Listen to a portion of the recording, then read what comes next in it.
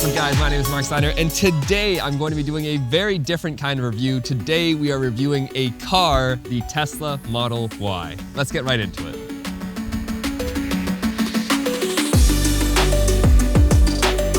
This is the performance model, which means it has quite a few upgrades over the base and extended range models. It has a top speed of 155 miles per hour and a range of 319 miles. It's dual motor, all-wheel drive, and can go 0 to 60 in 3.7 seconds. The color you're seeing here is the Midnight Silver metallic paint.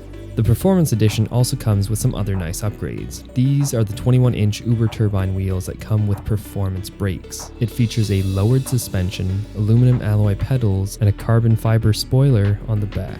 Because this is an electric vehicle, there is no engine in the front, which means you just have additional storage. Here it fits two massive IKEA bags, so you have plenty of space for various things. This compartment will definitely fit a backpack or some carry-on luggage. But if you're looking for a place to store your bigger things, this is the rear trunk. You have the power liftgate, which opens up quite high. You can choose to adjust the height of the liftgate to where you desire by physically bringing it down, holding this button for a few seconds until you hear this noise, and it will now open up to this new height every time by default. Once you've opened the back, there is a ton of room inside. The back can easily fit me curled up, so there's plenty of space to transport pets if need be. There is even more additional storage in the sides as well as this under compartment, just more room to fit things. Perks of not having an engine take up so much of a car. If you put the back seats down, you have even more space to work with if you're hauling a ton of stuff. As you can see, there's a ton of storage space in this car, especially when the seats are put down, which means that you can actually sleep in this car. I'm 6'1", which is not short by any means, and I'm gonna show you how much you can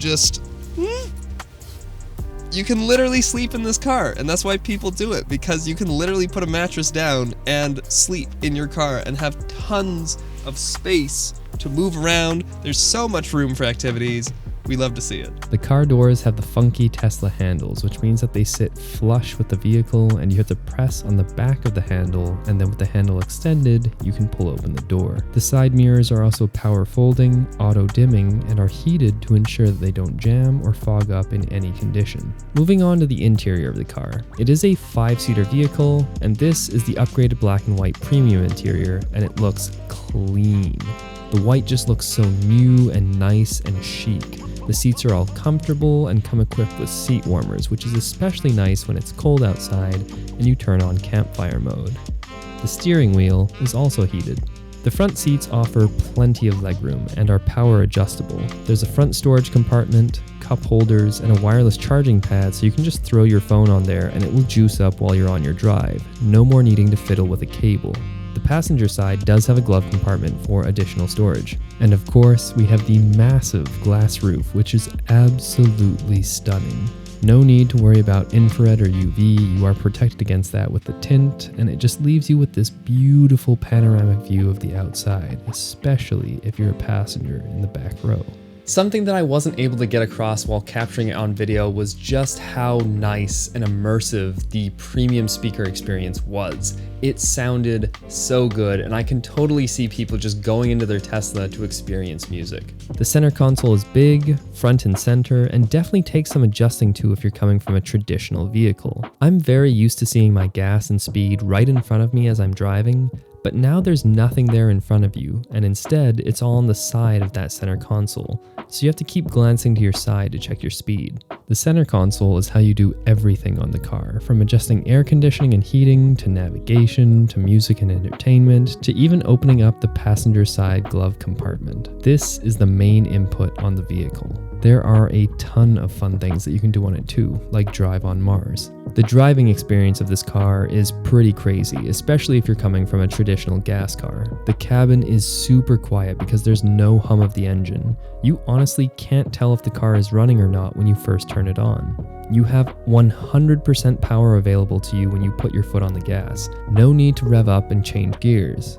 Because of regenerative braking and the nature of electric vehicles, you don't coast. You almost instantly comes to a full stop, taking your foot off the pedal. Because of this, you get used to one pedal driving pretty quickly, which feels very counterintuitive and weird. One thing that I absolutely love that I wasn't able to catch on camera is that when the windshield wipers detected rain, they just automatically turned on, and I thought that was so cool because I know that when I'm driving and it starts raining, I'm fiddling with something, I'm distracted, I'm not looking at the road. The fact that the car just does that for me is just peace of mind, and I love that. The Prindle is not near the center console as you're used to. It is now on the side of the steering wheel, which also takes some getting used to. The experience of reversing is very nice because of all the cameras and sensors and safety features on this car, so you'll have no problem backing into that parking spot. The fact that you have 100% power instantly is insane because you do hit that 0 to 60 in 3.7 second time, and you really feel like a rocket ship is taking off, and it is absolutely exhilarating. We got to do it quite a few times for the sake of this video, and my god was it fun. I would not advise if you get car sick. Otherwise, the driving experience is pretty similar to a normal car. You have good visibility from the windshield, you sit comfortably off the ground, and the ride experience is comfortable and smooth. Tesla has led the car industry and not only pushed them to be better and get with the times, but they're also the reason why so many EV companies are starting to pop up. And because of that, they definitely have some competition these days. The new Hyundai Ioniq series of cars, BYD, and fresh off the heels of their brand new announcement, Rivian. And with the additional news that the Tesla plug will become the standard charging port in North America, unifying an extremely fragmented charging infrastructure, there is less reason to buy a Tesla when every other electric vehicle will be getting that same charging network and port. So while that is definitely an absolute win that we have a standard charging port across North America and a universal standard that will ripple across the entire world, there is less reason to buy a Tesla when every vehicle is going to come equipped with the best possible charging network. One of the selling points for Tesla, especially in North America, was that you had access to the best network and you knew that your car was compatible and it was going to have the fastest and best charging speeds compared to all the other garbage that was out. Not only that, but you could plan your road trip based off of the charging ports because everything was fed into the Tesla network and that was exclusive to Tesla cars. So now that every car in North America is going to have access to that, things might get a little bit more complicated. So should you buy a Tesla? And I think the only person who can answer that truthfully is you, because it comes down to your personal preferences and what you prioritize out of a vehicle. Many different states and countries are doing all kinds of different tax incentives and environmental incentives to get you to buy a used or new electric vehicle, and Teslas usually are more in stock than other vehicles, and you don't have to wait a year or two for these other electric vehicles to be delivered to you. So in that case, yes, a Tesla is really, really helpful. Some dear friends of mine took advantage of the most recent tax credit and got themselves a secondhand Tesla, and they are loving it. But the competition is definitely catching up, and where they're not catching up, they're severely undercutting Tesla, and I think that's really impressive, and again, a win for consumers that you can get a more affordable electric vehicle. All I can say at the end of the day is that riding and testing out this Model Y was a ton of fun, and I absolutely loved it. But I want to know what you guys think. Let me know in the comment section down below. My name is Marc Steiner, and I will see you next time.